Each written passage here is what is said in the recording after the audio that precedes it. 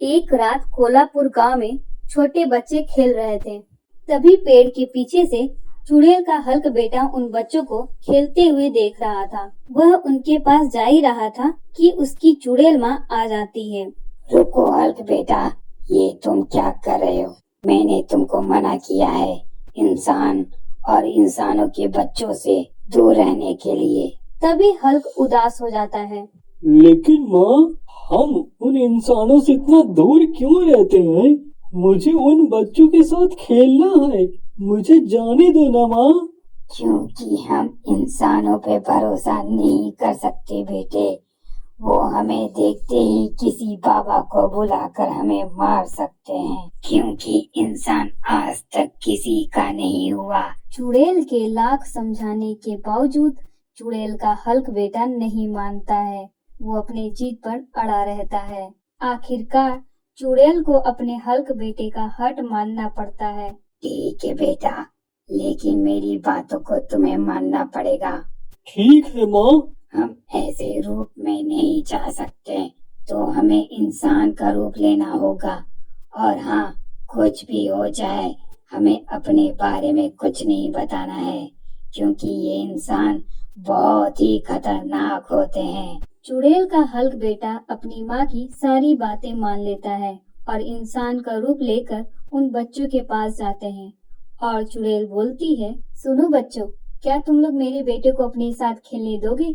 सारे बच्चे एक दूसरे को देखकर बोलते हैं, हाँ क्यों नहीं, हम जरूर खेलने देंगे। हाँ हाँ जरूर। यह सुनते ही हल्क बेटा उन बच्चों के साथ बड़े मजे से खेलता है और चुड़ैल ये देखकर वहाँ से चली जाती है। एक रात हल्क बेटा उन बच्चों के साथ बैलून खेल रहा था। तभी अचानक से जोरों से हवा चलने लगती है और बैलून उड़कर एक विशाल पेड़ पर जाकर अटक जाता है। सारे बच्चे उदास हो जाते हैं। ये देखकर हल्क को अच्छा नहीं लगता। तुम चिंता ना करो दोस्तों, मैं हूँ ना, मैं लाऊंगा गुब्बारा। ऐसा बोलकर हल्क बेटा अपने असली रूप में आ जाता है और उस बैलून को लाता है। यह देखकर सारे बच्चे डर जाते हैं और वहाँ से जोरों से चिल्लाते हुए भाग जाते हैं। हल्क ये सब देखकर उदास हो जाता है। अगली रात जब हल्क खेलने आता है तो वह देखता है कि कोई खेलने के लिए नहीं आया है। तभी वहाँ पर चुड़ैल आ जाती है और हल्क अपने माँ को देखकर रोने लगता है। मत रो बेटे, मैंने कहा था कि इंसानों पर भरोसा नहीं कर सकते, वो धोखा देना जानते हैं। तुम सही कह रही हो माँ। इतने पर ही वहाँ पे सारे गांव वाले आ जाते हैं और उनके साथ उनके बच्चे भी आ जाते हैं। अरे बाप रे, मोनू सही बोल रहा था, यहाँ पर तो सच में चुड़ैल है। तभी गांव वाले पहले ही बाबा को बुला लाए होते हैं और बाबा बोलता है, चुड़ैल, तुम इन बच्चों के पीछे क्यों पड़ी हो? सुन बाबा, हम यहाँ से जा रहे हैं, तो तू बीच में न पड़।